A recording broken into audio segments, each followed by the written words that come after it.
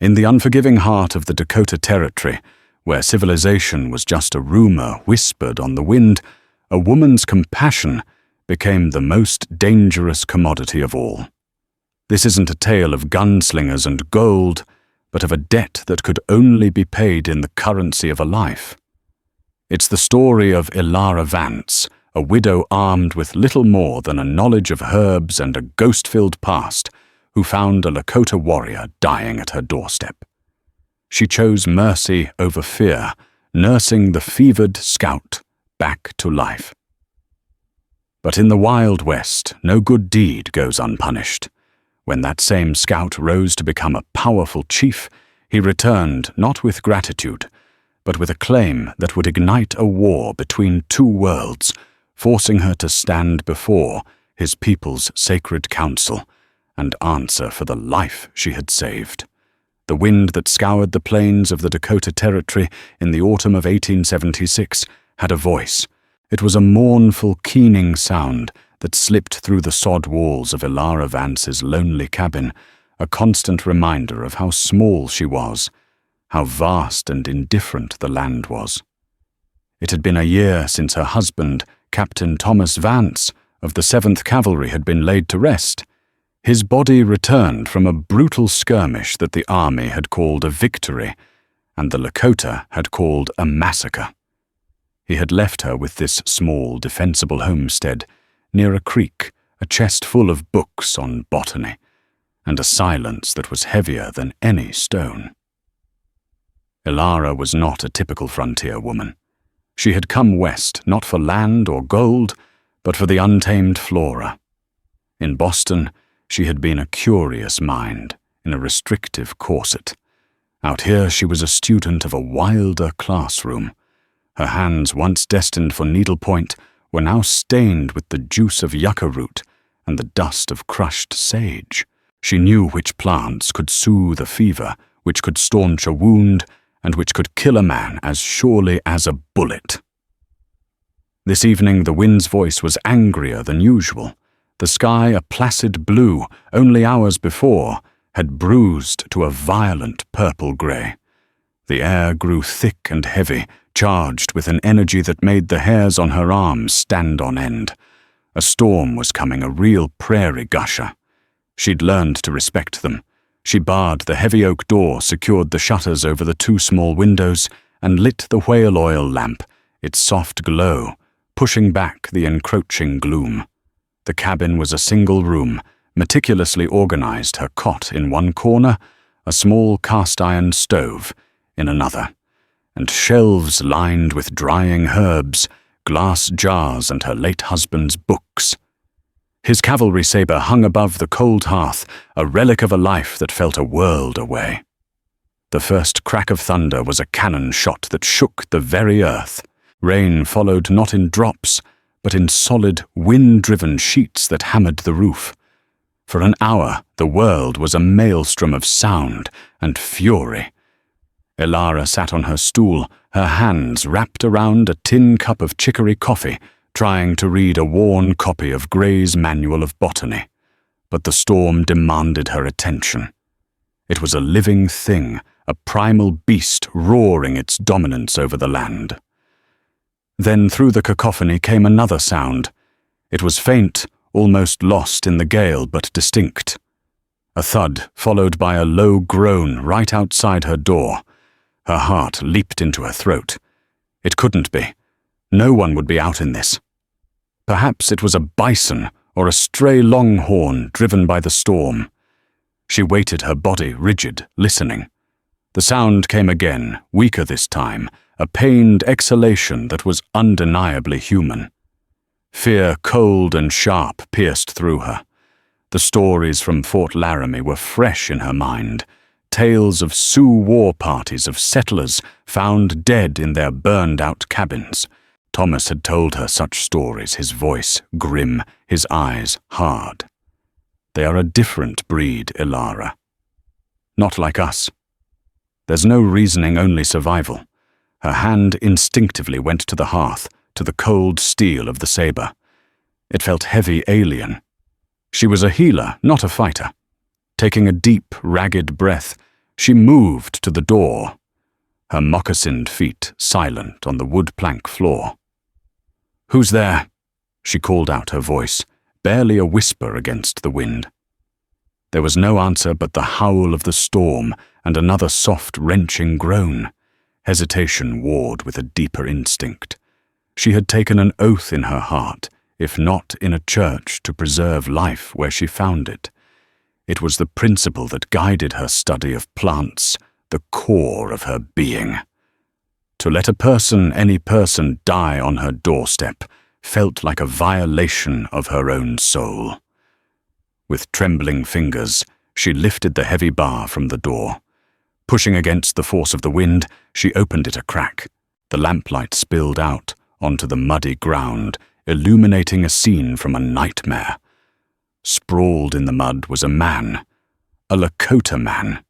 He was dressed only in buckskin leggings and a breechcloth, his powerful torso bare to the elements and slick with rain. His face, framed by long, wet black hair, was turned to the side, his features sharp and proud even in unconsciousness. A deep, ragged gash ran across his ribs, poorly stitched with what looked like sinew and inflamed with angry red lines. His chest rose and fell in shallow, rapid breaths. His skin, even in the dim light, had the pale, clammy sheen of a raging fever. He was alone. No war party, no horse in sight. Just a single man at the mercy of the storm. Ilara's mind raced. This was the enemy. The people who had killed her husband's comrades, perhaps even Thomas himself. Her fear screamed at her to slam the door to bar it and pretend she had seen nothing. Let the prairie claim him. But then she saw his hand clenched in the mud. It was a strong hand, but it was trembling uncontrollably from the chill and the fever. He was not a warrior in that moment. He was just a dying man. And she was a healer. Cursing her own conscience, Ilara made a decision that would irrevocably alter the course of her life. She wrestled the saber from its mount, not as a weapon, but as a lever. Gritting her teeth against the wind and rain, she wedged it under his shoulder, and with all her strength began the arduous task of dragging the fevered Lakota scout out of the storm and into the flickering warmth of her home. The man was heavier than he looked, a dead weight of solid muscle. It took Ilara nearly 10 minutes of slipping, straining, and grunting to pull him fully inside and slam the door shut against the storm. He lay on her floor, a pool of mud and rainwater, spreading around him, his breathing a harsh, rasping sound in the sudden quiet of the cabin. For a moment, she just stared, her own breath coming in ragged pants. He was a striking figure even in this state. His face was all sharp angles, high cheekbones, a strong jaw, an aquiline nose. A single eagle feather was braided into his wet hair. Despite the fever, there was an aura of power about him, a coiled stillness that hinted at explosive strength. The gash on his side was worse than she'd thought. The crude stitches were pulling apart the flesh around them, swollen and oozing. Infection had set in. Sepsis, she knew the signs. Without help, he would be dead by morning. Her training took over, pushing the fear and prejudice aside. First warmth. She stoked the fire in the stove until it roared, casting dancing shadows across the room. She stripped off his wet leggings, her movements clinical and detached, trying not to notice the intricate beadwork or the raw power in his limbs. She covered him with her thickest wool blanket and gently lifted his head onto a pillow stuffed with dried hops. Next, the wound. She heated water and gathered her supplies, a clean linen cloth, a sharp needle silk thread, and her precious jars of medicine. She worked by lamplight, her fingers deft and sure. With a small pair of scissors, she snipped the sinew stitches and carefully pulled them free. The man groaned, his body tensing, but he did not wake. She cleaned the wound with a willow bark infusion, a natural antiseptic, her touch as gentle as she could make it. The gash was deep, likely from a knife or an arrow. As she worked, she studied him. His skin was adorned with faint, faded scars, telling a story of a life lived on the edge of violence. There was a tattoo of a soaring hawk on his shoulder. He was young, perhaps her own age of 27, but his face held a gravity that spoke of immense responsibility. Stitching the wound closed took the better part of an hour. Her brow was beaded with sweat, her focus absolute. When she was done, she made a poultice of crushed yarrow and comfrey root, packing it against the clean sutures before binding his ribs tightly with strips of clean cotton. Finally, the fever. It was a raging fire within him. She brewed a potent tea of boneset and elderflower, designed to induce a sweat and break the fever's hold. The difficult part was getting him to drink it. She lifted his head, cradling it in her arm. "You must drink," she whispered as much to herself as to him. She tipped the cup to his lips. A little of the bitter liquid trickled into his mouth. He coughed, then, guided by some primal instinct, began to swallow weakly. For 3 days and 3 nights, the storm outside was matched by the storm within the man's body. Elara did not sleep for more than an hour at a time. She sat by his side, constantly changing the cool compresses on his forehead, forcing sips of the fever-breaking tea and thin broth past his lips, and cleaning the wound, which to her immense relief began to lose its angry redness. In his delirium he spoke. The words were in a language she did not understand, a torrent of guttural flowing sounds. Sometimes they were sharp, commanding barks, as if he were leading a charge. Other times they were soft and mournful whispers that made her heart ache. He tossed and turned, his powerful arms flailing, and she would have to hold him down, her voice, a low, soothing murmur. "Easy now. You are safe. Shh. You are safe here." During one of these episodes, his eyes flew open. They were dark, obsidian black, but unfocused, burning with the fever's light. They stared right through her. His hand shot out and gripped her wrist. His strength was terrifying. "Nita. Cola." He rasped the words, dry and cracked. He said something else, a longer phrase. She couldn't catch his eyes, pleading. Then his grip slackened, and he fell back into the depths of the fever. The contact left a tingling in her skin.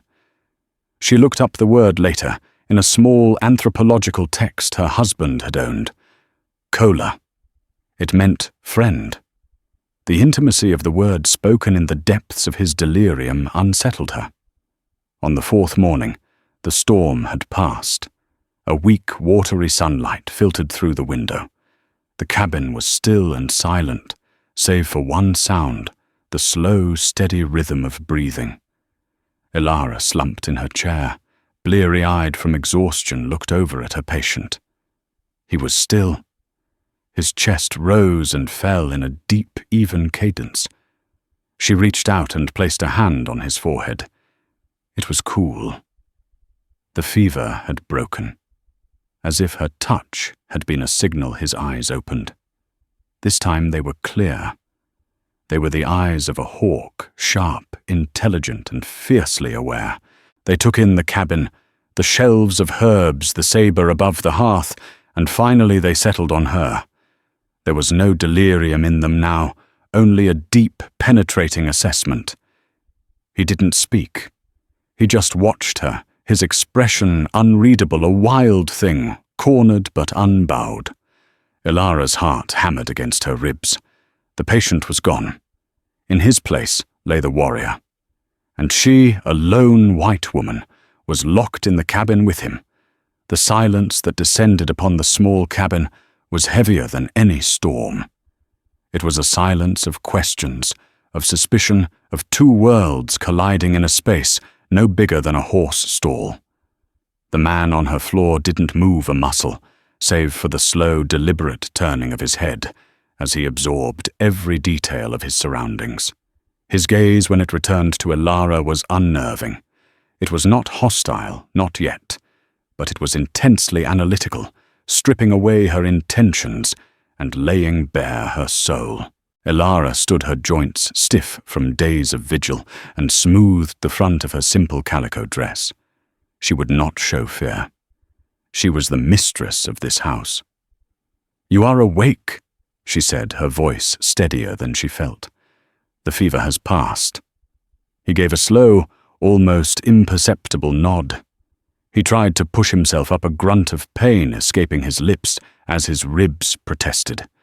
He fell back against the pillow, his jaw tight. "You should not move," Elara advised, her tone becoming more clinical.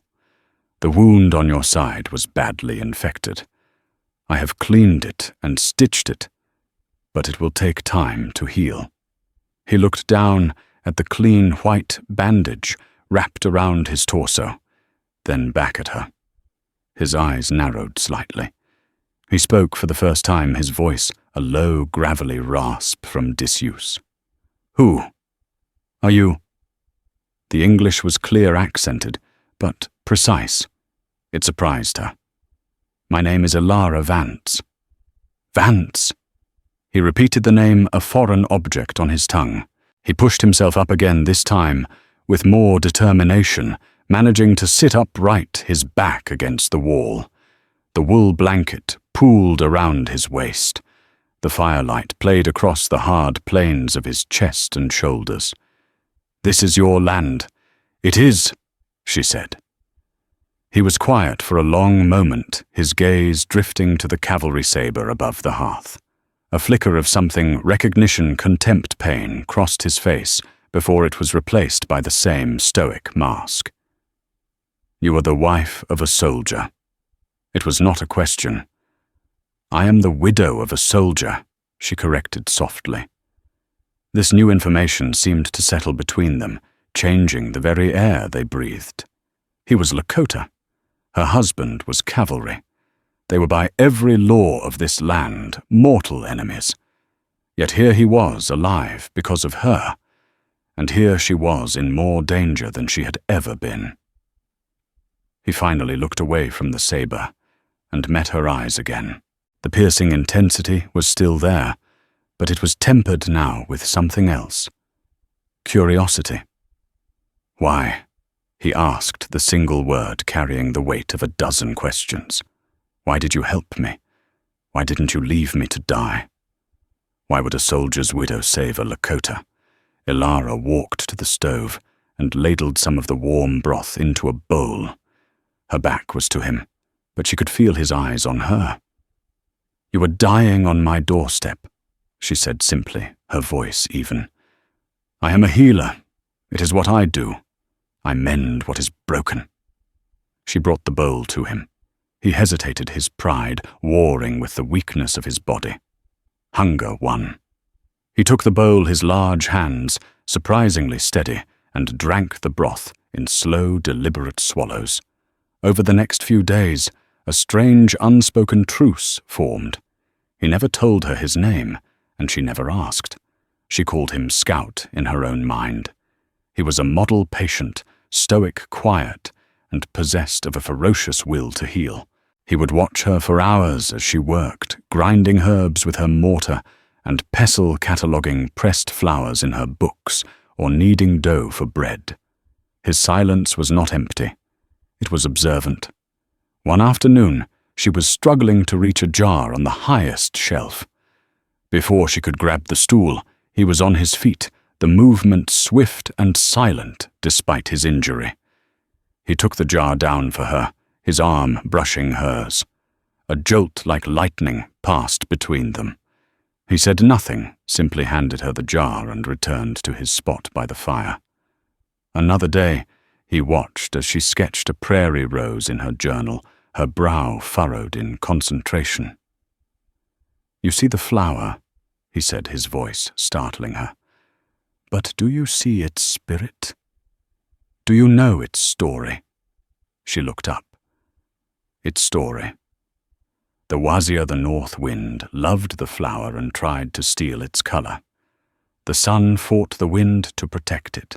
That is why its petals are the color of the sunrise, but its thorns are as sharp as the wind's bite. Elara stared at him, fascinated. He saw the world not as a collection of specimens to be classified, but as a web of living stories. He began to speak more after that, in short, measured sentences. He pointed out the window and told her the Lakota names for the hawk, Seton, and the bison, Thathanka. He explained how the spiral of a snail's shell reflected the shape of their life's journey. He was teaching her a new language, one written not in books, but on the land itself. In turn, she showed him her world. She read to him from her botany texts, explaining the Latin names and the cellular structures of the plants he knew by their stories. He listened with an intensity that surprised her, asking sharp, insightful questions. A grudging respect grew between them. One evening, as the setting sun painted the sky in fiery hues, he stood by the open doorway, breathing in the cool air. He had been testing his strength, walking the length of the cabin, his movements becoming surer each day. "I must leave soon," he said, not looking at her. A pang of something went through her. Sadness. Fear of being alone again. "The wound is not fully healed," she protested. "It is healed enough. My people will be searching." He turned to face her, and for the first time, his expression was unguarded. Gratitude, deep and profound, shone in his dark eyes. "You have a strong spirit, Elara Vance. You walked a dangerous path for a stranger. You are no longer a stranger," she said, the words coming out before she could stop them. A small, almost imperceptible smile touched his lips. "My name is Wanbli."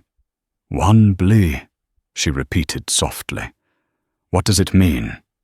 "It means eagle." He reached into a small pouch on his discarded leggings and pulled out a single, perfect eagle feather, identical to the one in his hair. He held it out to her. "In my tribe, a gift like this creates a debt. The one who receives it is bound to the one who gives it, and the one who gives it is bound to protect the one who receives it. Always." Her fingers trembled as she took the feather. It was soft and strong, a paradox of nature. It felt significant, heavy with meaning she could not fully grasp. "I cannot accept this," she whispered. "I did nothing. You did everything," he said, his voice low and firm. He held her gaze for a long moment, a silent promise passing between them. Then, with a final nod, he slipped out the door and vanished into the twilight as silently as he had appeared. Elara stood in the doorway for a long time, the eagle feather clutched in her hand, the cabin suddenly feeling vast and terribly empty. She didn't know it then, but the quiet, healing peace she had known was over. In accepting the feather, she had accepted a bond, and the land was about to demand its payment. In the weeks following Wanbli's departure, a semblance of normalcy returned to Elara's life, but it was a fragile peace. The silence of the cabin no longer felt like solitude. It felt like absence. She found herself glancing at the empty space by the fire, where he had sat, half expecting to see his watchful eyes on her. She tucked the eagle feather safely between the pages of her botany journal, a secret token of a strange and dangerous interlude. Her trips into the nearby settlement of Rattlesnake Gulch for supplies became fraught with a new tension. The town was little more than a muddy street, flanked by a general store, a saloon, and a blacksmith's forge, populated by hard-faced men and weary women who viewed her with a mixture of pity and suspicion. As a widow who chose to live alone on the prairie rather than seek the safety of the town or return east, she was already an oddity. The rumors began as whispers. Old Man Hemlock, a trapper with eyes like a weasel, claimed he'd seen moccasin prints near her cabin after the storm. Jebediah Kane, a barrel-chested rancher whose land bordered hers, made a point of stopping her outside the general store. Kane was a man who seemed to have been carved from the harsh land itself, all leather and gristle, with a gaze that assessed everything in terms of ownership.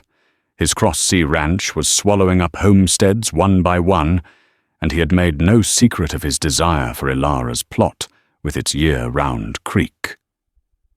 "Morning, Mrs. Vance," he said, his voice a low rumble.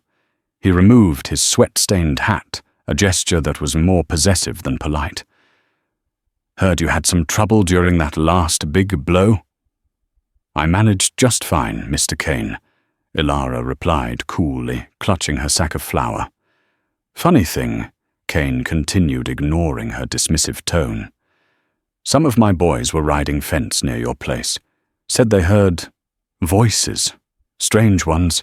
Not English." He let the accusation hang in the air. His two ranch hands, lean and sullen men named Lou and Smitty, flanked him, their expressions mean. Ilara's blood ran cold, but she kept her face a placid mask. "The wind plays tricks out here, Mr. Kane, and my only company is my books." Kane's eyes narrowed. "See, that creek of yours is a prime piece of water. My cattle are thirsty. I'd be willing to take this solitary burden off your hands. $500 for the deed. That's more than fair for a place a woman can't rightly protect on her own. As I have told you before, my property is not for sale," she said, her voice sharp. She tried to step around him, but he shifted, blocking her path. "A woman alone attracts trouble," he said, his voice dropping to a near whisper. "And a woman who gives comfort to savages, well, that kind of trouble can burn a place to the ground. Think on my offer, widow." He tipped his hat and walked away, his men swaggering behind him. The threat was as clear as the Dakota sky. Ilara hurried back to her cabin, her heart pounding a frantic rhythm against her ribs. She was truly alone now. The town saw her as a sympathizer, an outcast. Kane saw her as an obstacle. The harassment began subtly. A section of her fence was torn down, allowing her 2 milk cows to wander off. She spent a full day tracking them. A week later, she found one of her herb gardens trampled the delicate medicinal plants, crushed into the dirt. She knew it was Kane's men, but she had no proof. The local sheriff, a paunchy, indifferent man named Brody, was firmly in Kane's pocket and dismissed her concerns with a wave of his hand. Fear became her constant companion. Every snap of a twig outside, every hoot of an owl sent a jolt of anxiety through her. She began sleeping with the heavy cavalry saber on the floor next to her cot. The irony was bitter. The weapon of the man who had fought the Lakota was now her only protection against her own people. One afternoon, as she was gathering cattail roots by the creek, she sensed she was being watched. The feeling was a prickle on the back of her neck, an instinct honed by months of solitude. She slowly scanned the ridgeline across the water. For a fleeting second, she saw him, a lone rider on a pinto pony, sitting motionless, a silhouette against the sky. He was too far away to make out his features, but she knew. She knew the proud set of his shoulders, the way he sat his horse, as if he were a part of it. It was a Lakota scout. Was it Wanbli, or one of his people, the feather? The one who gives it is bound to protect the one who receives it. Was this his protection, a distant, silent guardian, or was it a new threat? She couldn't be sure. The rider was there for a minute, then seemed to melt back into the landscape, leaving her to wonder if she had imagined him. Kane's pressure intensified. He dammed the creek upstream, a clear violation of water rights, reducing her flow to a muddy trickle. Her corn crop began to wither. It was a slow, strangling siege. He wanted to choke her out, to make her life so untenable she would have no choice but to sell. Her spirit, however, was not so easily broken. She was her father's daughter, a Boston scholar, who had defied convention, and she was her husband's widow, who had learned resilience from loss. She dug a new, deeper well by hand, a back-breaking task that left her exhausted and filthy but defiant. When she struck water, the small victory felt as significant as any battle won. But she knew she was living on borrowed time. Cain was not a patient man. The silent watcher on the ridge appeared more frequently, a ghost haunting the edges of her world. Elara felt trapped between two forces, the relentless, greedy advance of men like Cain and the unknown, watchful presence of the people she had been taught to fear. She had saved one man's life, and in doing so had set her own on a collision course with the raw, untamed heart of the West. The first snow of the season came early, a light dusting of white that sharpened the edges of the world and promised the brutal winter to come. For Elara, the cold brought a new level of hardship. The well she had dug now required her to break a sheet of ice each morning. Her firewood supply, which had seemed so plentiful now, looked terrifyingly finite. Jebediah Cain's dam had not been removed, and the shriveled stalks in her garden were a testament to his slow, patient cruelty. One bitter evening, as a frigid wind rattled the cabin, Elara was startled by a frantic pounding on her door. Her hand flew to the saber. Sheriff Brody had made it clear she was on her own. "Mrs. Vance, it's me, Samuel." It was the voice of Samuel Blackwood, the young telegraph operator from Rattlesnake Gulch. He was a kind, nervous boy of 19 who had always treated her with respect. She unbarred the door to find him, shivering on her step, his face pale with urgency. "Samuel, what is it? What's wrong?" "A runner just came from Fort Laramie. The wire's been humming all day," he panted, stepping inside and warming his hands by the stove. "It's the Lakota, old Chief Tashunka, his horse." "In our tongue, he's dead. Died in his sleep 2 nights ago." Elara felt a chill that had nothing to do with the weather. And there's trouble. Big trouble. The tribe is in chaos. The old chief was a man of peace. He honored the treaties. But his sons, they're different, especially the one they call Kangi, the Raven. He's arguing for the warpath. He's telling the council that the white man's treaties are lies written on the wind, that the Pahasapa, the Black Hills, must be reclaimed with blood. Elara's mind immediately flew to Wanbley. Where did he stand in all of this? Was he a man of peace, like the old chief, or did he share the Raven's thirst for war? They say there is another. Samuel continued, his eyes wide.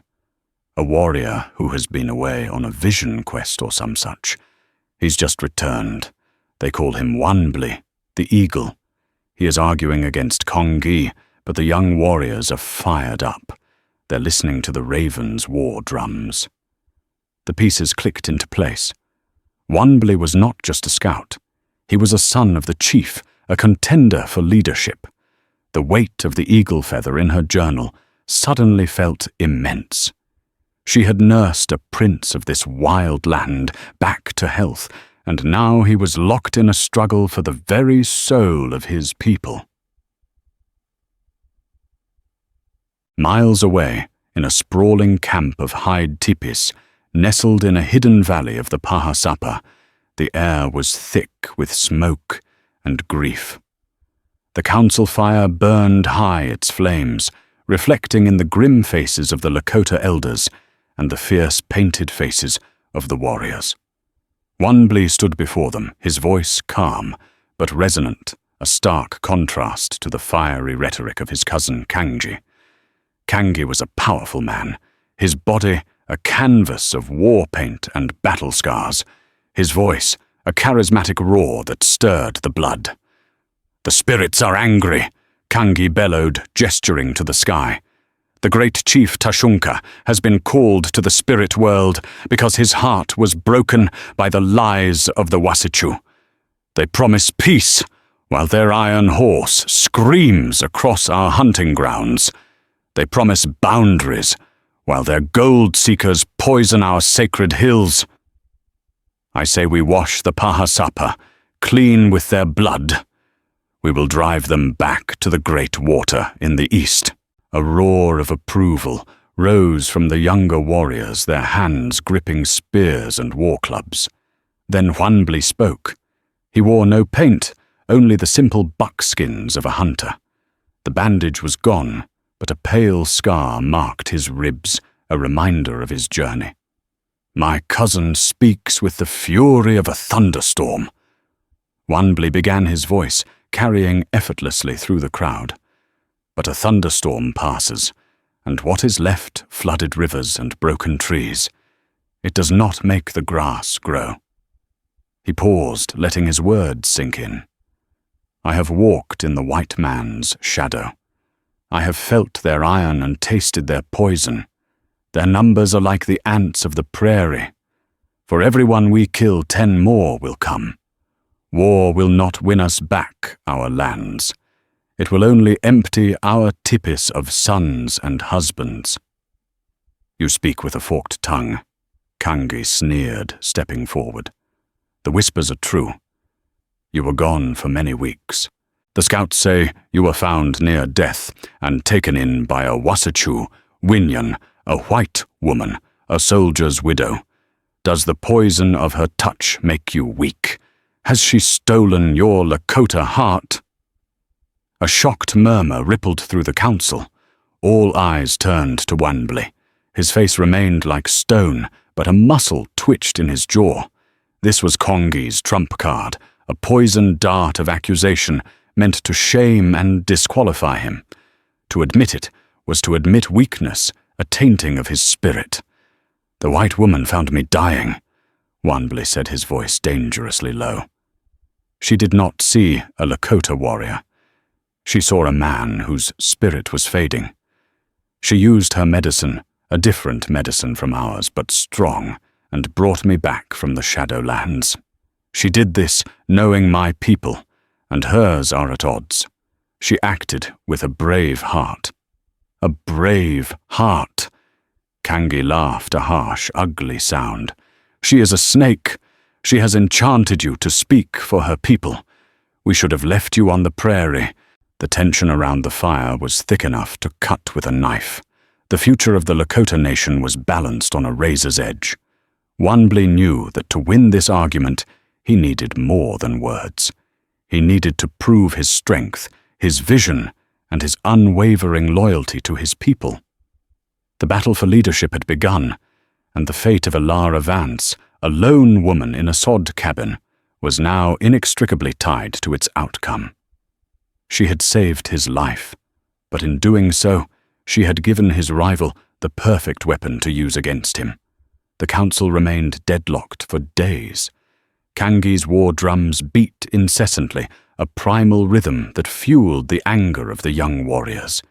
He spoke of glory, of reclaiming the past, of a swift and decisive victory. Huanbli, in contrast, spoke of survival. He spoke of a different kind of war, a war of wits, of patience, of knowing the enemy not just on the battlefield, but in their hearts and minds. To fight the Wasichu, Huanbli argued at the fire one night. We must first understand them. They are not one tribe. The Bluecoats are not the Iron Horse builders. The Iron Horse builders are not the Sodbusters. They fight among themselves. Their strength is their numbers and their fire sticks. Our strength is the land and our knowledge of it. We must be the water that flows around the rock, not the stone that breaks against it. To prove his worthiness, Huanbli underwent the trials. He fasted for 4 days and nights, praying for a vision. He performed the feats of strength and skill, his aim with a bow proving truer than Kangi's, his ability to track a day-old trail through solid rock, leaving the elders murmuring in approval. He had the wisdom of his father, but also a new, unsettling perspective gained during his time away. The turning point came unexpectedly. A scout, A young man named Chaitan returned from the lands near Rattlesnake Gulch. He sought out Wanbli, his face troubled. "I have been watching the white woman's cabin as you commanded," Chaitan said in a low voice, away from the council fire. "The one with the healing hands." Wanbli's posture stiffened. "Is she well?" "Her well is dry, choked with mud. Her fence is broken. The rancher Kane, his mark is on this. He is trying to starve her from her land. But this morning was different." Chaitan hesitated. He came to her cabin with his men. They were not talking. They carried ropes and torches. The blood drained from Wanbli's face. Ropes and torches. He knew what that meant in the white man's world. It was the language of finality. Kane was done waiting. Wanbli strode back to the council fire, his movement so swift and purposeful that all conversation ceased. He stood before the elders, his eyes blazing with a cold fire. Kangi, seeing his rival's distress, smirked. "Has your pet white bird flown away, eagle?" Kangi taunted. Wanbli ignored him, his gaze fixed on the elders. "You have asked for a sign of leadership," he said, his voice ringing with authority. "You have asked for a vision of how to fight the Wasichu. I will show you." He turned to the assembled warriors. "Kangi tells you to attack the fort. He tells you to burn the Iron Road. This is the act of a cornered wolf lashing out at the hunter. It is brave, but it is foolish. The hunter will simply return with more guns and more men. The true leader protects his people and protects those who are under his care. He does not strike at the enemy's strength, he strikes at their heart." He pointed east in the direction of Ilara's cabin. "There is a woman there. A Wasichu. By our own laws, she is now under the protection of the Lakota people. She holds a feather that binds me, and by extension, my clan to her safety. Today the rancher Kane, a man who embodies the greed and cruelty of his kind, moves to destroy her. He believes she is alone. He believes we are savages, too busy fighting amongst ourselves to notice one small injustice." He drew a long, sharp knife from his belt, its blade gleaming in the firelight. "We will not ride on the fort. We will not attack the railroad. We will ride to her cabin. We will show this Kane what it means to threaten one who is protected by the eagle. We will show the Wasichu that our eyes are everywhere, that our justice is swift, and that our promises are kept. This is not a war for land. This is a war for honor.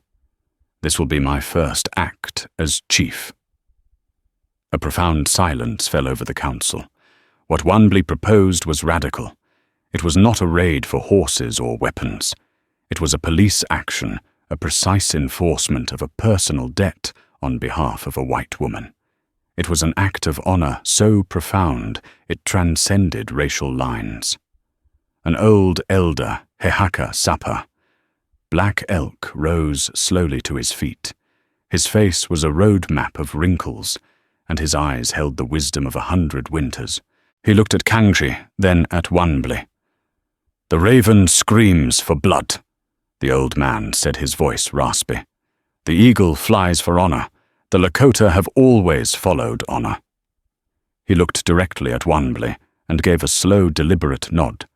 "Lead them, Wanbli. Lead your warriors." It was done. The tide had turned.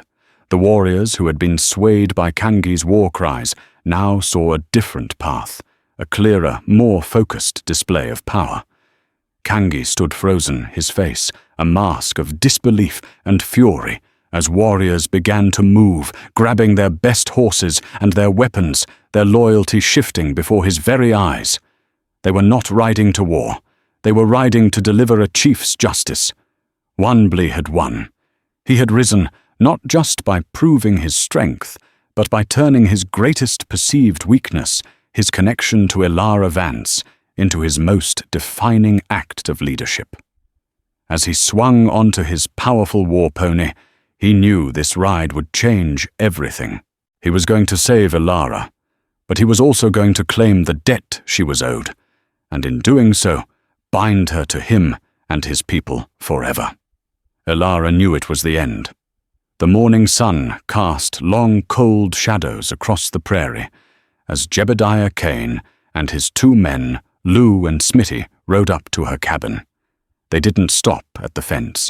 They rode right up to her door, their horses trampling what was left of her garden. Smitty carried a coiled rope. Lou held a torch unlit for now, but its purpose was sickeningly clear. Kane dismounted his boots, crunching on the frosty ground. He pounded on her door with his fist. "Vance, open up. We've come to escort you off this land." Elara stood inside the heavy cavalry saber in her hands. It was hopelessly inadequate, but it was all she had. Her heart hammered against her ribs, a frantic bird trapped in a cage. "This is my property, Mr. Kane. I have the deed." "Your deed ain't worth the paper it's printed on." Kane's voice boomed through the door. "Not when the good folks of this territory decide you're a hazard, harboring savages consorting with the enemy. We're just abating a nuisance." He chuckled a low, ugly sound. "Last chance. You can walk away with your life, or you can be carried out. Your choice." She knew he was lying. He would never let her walk away as a witness. Steeling herself, she took a deep breath. "I will not abandon my home." "Wrong answer," Kane snarled. "Lou, get the door."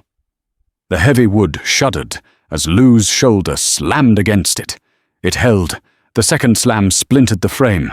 Elara backed away towards the hearth, raising the saber, its point trembling. The third slam burst the door open. Kane filled the doorway, a cruel smile on his face. "Well, look at that. The little mouse has claws." He stepped inside, flanked by his men. The small cabin seemed to shrink, choked by their menacing presence. "Give me the sword, Mrs. Vance. Don't make this uglier than it has to be. Get out of my house." She whispered, her voice tight with terror. Smitty laughed and started to uncoil his rope. "She wants to play soldier." It was then that the sound began. It started as a low, distant rumble, like far-away thunder. Kane and his men paused, glancing outside. The sound grew louder, deeper, a rhythmic drumming that seemed to come from the earth itself. It was the sound of dozens, no scores of galloping horses. Kane's smile faltered. "What in God's name?" He turned back to the doorway and froze. Lou and Smitty, their faces suddenly pale, stumbled back into the cabin. Framed by the morning sun, a line of riders had appeared on the crest of the hill. They were not cavalry. They were Lakota warriors, at least 50 of them, sitting astride their painted ponies. They wore no war paint for battle, but their faces were grim and purposeful. They moved with a silent, disciplined grace that was more terrifying than any war cry. At their head, on a magnificent black and white pony, sat a man who moved with an unshakable authority. It was Wanbley. He raised his hand, and the entire line of warriors halted as one. The sudden silence was absolute, broken only by the snorting of the horses and the wind whistling over the grass. Kane's face had turned a pasty white. He had expected to terrorize a lone woman, not confront the full might of a Lakota war party. This ain't your land," he stammered, his bravado gone. Wanbley dismounted, his movements fluid and deliberate. He walked towards the cabin, his eyes fixed on Kane. He didn't look at Elara, but she felt the force of his presence, like a physical blow. He stopped just outside the broken door. "Every land is our land, when one of ours is threatened." Wanbley said, his English clear and cold. He glanced at the torch in Lou's hand, then the rope in Smitty's. "You have come to this woman's home with fire and rope. You have come as cowards. She's an Indian lover," Smitty blurted out, his voice cracking with fear. Wanbley's gaze snapped to him, and the man flinched as if struck. "She is Winyan Wakan," Wanbley declared, his voice ringing across the prairie. "A holy woman. She holds a sacred trust with our people. Your quarrel is not with her, it is with me." Cain, seeing his life hanging by a thread, made a desperate move. He lunged for Elara, grabbing her arm and pulling her in front of him, pressing the cold muzzle of his pistol to her temple. "Stay back, all of you, or the woman dies," Elara cried out, a strangled gasp of terror. The Lakota warriors tensed their hands, moving to their bows, but Wanbley held up his hand again, his expression calm, almost serene. "Let her go, Cain," he said, his voice soft. "It will not save you." "I'll kill her, I swear I will," Cain yelled, his desperation making him reckless. In that split second, as all eyes were on the standoff, Wanbley moved. He was not a man, but a blur. He bent down his hand, sweeping across the ground, and in one fluid motion he rose and threw. A stone no bigger than a hen's egg flew through the air with impossible speed and accuracy. It struck Cain's gun hand with a sickening crack. The pistol clattered to the floor. Cain howled in pain, his hand shattering, and Elara scrambled away from him. Before Lou or Smitty could react, two of Wanbley's warriors were upon them, dragging them out of the cabin and binding them with their own ropes. Wanbley stepped over the threshold, his eyes finally meeting Elara's. The chaos of the past few minutes faded away. There was only the intense, unwavering focus of his gaze. He saw the saber in her hand, her knuckles white, her body trembling. Gently, he reached out and took the sword from her, laying it carefully on the table. "Your fight is over, Elara Vance," he said softly. He turned to his warriors. "Burn his ranch," he commanded. "All of it. Take his cattle and drive them west. Leave him with nothing but the clothes on his back, so he may know what it is to be a stranger in a harsh land." He looked at the terrified Cain. "Let him go. Let him return to his town and tell them what happens when they break the Lakota's peace." His warriors moved to obey a whirlwind of efficient action. Wanbley then turned back to Elara. "You cannot stay here. It is not safe." "Where will I go?" she whispered, her world completely upended. "You will come with me," he said. It was not a request. He led her out of the cabin and lifted her onto his horse, swinging up behind her. He wrapped one strong arm around her waist, holding her securely against his chest. They rode not to the fort, not to the town, but west, deep into the heart of Lakota territory. They rode for a day and a night until they reached the great camp she had heard about. Tipis stood like pale ghosts in the moonlight. The entire tribe seemed to be waiting, gathered around a massive council fire.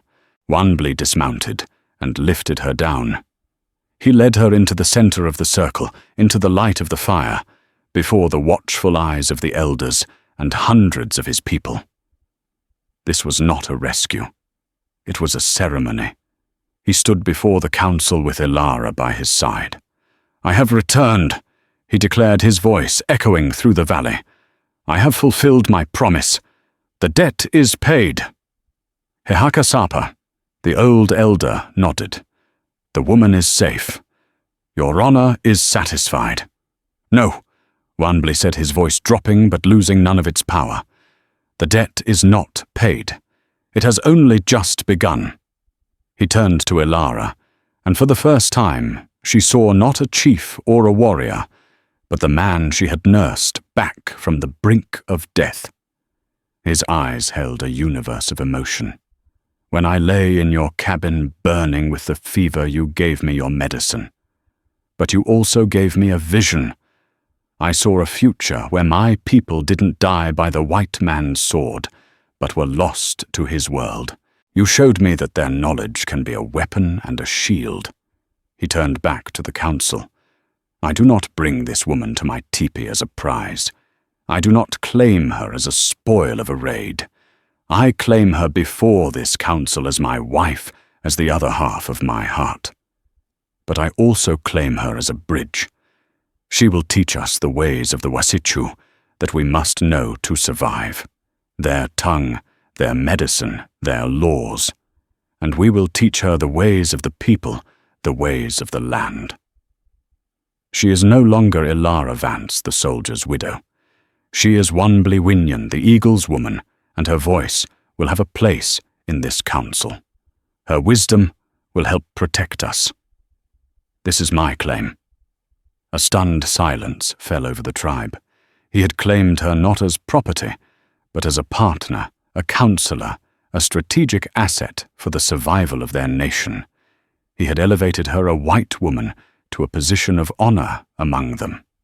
He looked at Ilara, his eyes asking the final most important question. Her past was gone, burned away by Cain's greed. Her future was a terrifying, uncertain path.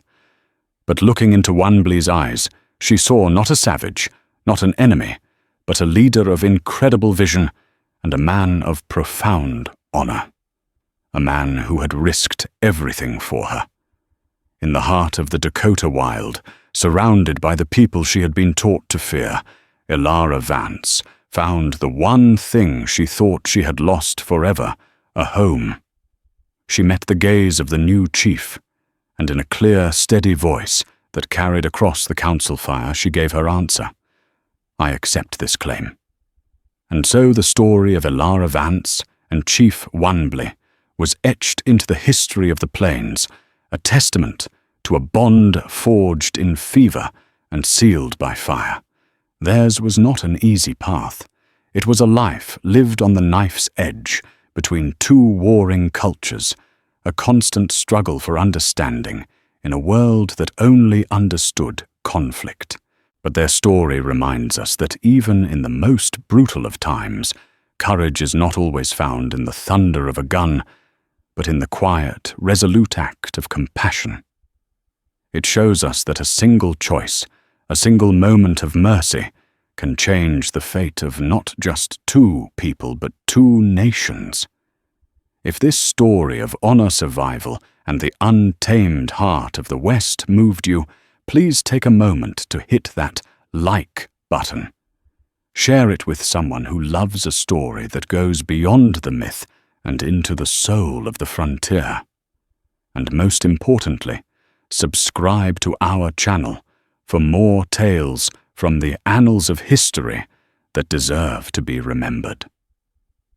Your support allows us to keep these incredible stories alive. Thank you for listening.